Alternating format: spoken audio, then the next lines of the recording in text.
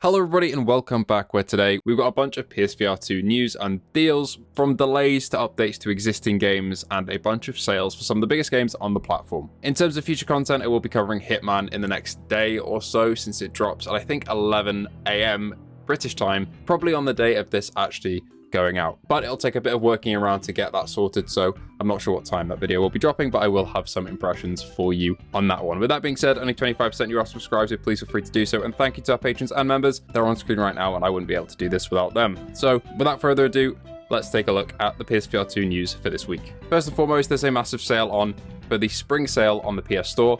This includes Hitman, Resident Evil 4 and 8, No Man's Sky, Alien Rogue Incursion, Metro, Arizona Sunshine 2, Legendary Tales, Arcanage, Crossfire, and more. There's about 104 items on the store on sale here, including games and DLCs, so it's definitely worth a look. I'm not doing a full breakdown of this one like I usually do, due to it being quite busy at the moment with a lot of other VR stuff going on, but it's definitely worth a look, especially if you like your AAA PSVR2 games. I've been waiting for a deeper sale on some of these. Next up, Gran Turismo 7 has its 1.57 update, and this includes quite a lot of new content. First of all, 3 new cars are added to the game, including the Aston Martin Vantage 2018, the Mazda CX-30, Smart Edition 2021, and the Renault Kangoo 1.4 2001. These can be found at Brand Central and used cars for the Renault. The main feature for this update for me, though, is the introduction of Sophie 2.1. Now, Sophie is Polyphony's own AI-trained system, which essentially makes the cars race like real people, but this was only in certain parameters before, like 1v1s and certain tracks, but now you can make your own custom races with the Sophie AI,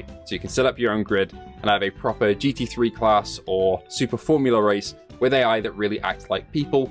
They get angry, they get more calm and collected when they're, say, ahead of the pack, and they make actual decisions that a real racing driver would do. I can't wait to try this out once I'm home, because this looks absolutely nuts and is what I really wanted, especially for the Super Formula stuff, because the AI was a bit lacking before. On pace they were okay, but in terms of actually making decisions on the track, they were very predictable. But now we have Sophie, that's going to be much better. Hello Games haven't stopped with updates for No Man's Sky since it came out, especially on PSVR2, and we've now got the Relics update, which essentially adds a bunch of bone-themed stuff, like bone creatures, bones to find, a couple of new storefront items, I believe, and a lot of new species, including a brand new worm type. I will be jumping in once I'm back into this update to see how it looks, because at the moment, the aliasing on PSVR2 is a little bit worse than it used to be, especially since Worlds Part 2 dropped.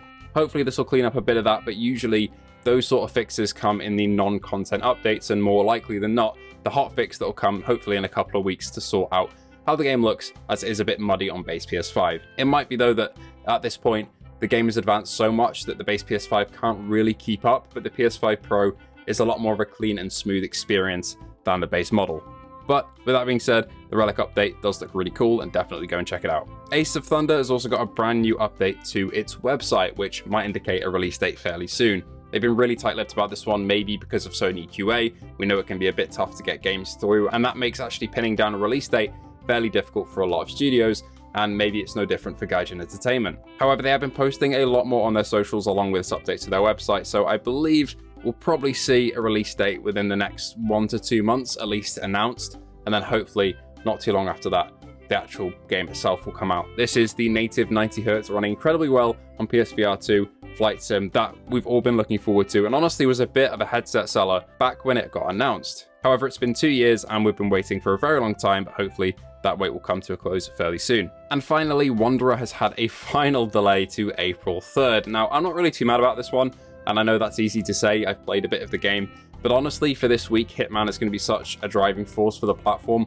that I think anything else will get drowned out. That's why I'm a little bit worried about the Underdog sales as well, because that game is great, but they've launched 2 days before Hitman, which was a bit of a strange decision in my eyes, and I think this is better for Wanderer to delay by a week, come out on April 3rd, and get a bit more time in the spotlight, because the hype around Hitman would have died out a little bit, because the VR market does move fairly quickly, and it deserves that spotlight because Wanderer is a fantastic game from what I've played so far. The physical release is delayed by a couple of months though, so if you hold off until physicals are out for most games, you're going to be waiting a little while for this, but I'm still very excited for it, and it gives me a bit more time to kind of come back and play it once I'm back fully, get a full review out and do maybe a playthrough, if that's something you'd be interested in. Overall though, that's about it for the last couple of days. There's a really good sale that's on currently, go and check that out, the GT7 update as well, No Man's Sky update, and hopefully some news about Aces of Thunder, and unfortunately that Wanderer delay, but I think that's probably for the better. Thank you all so much for watching, and I hope to see you all in the next one.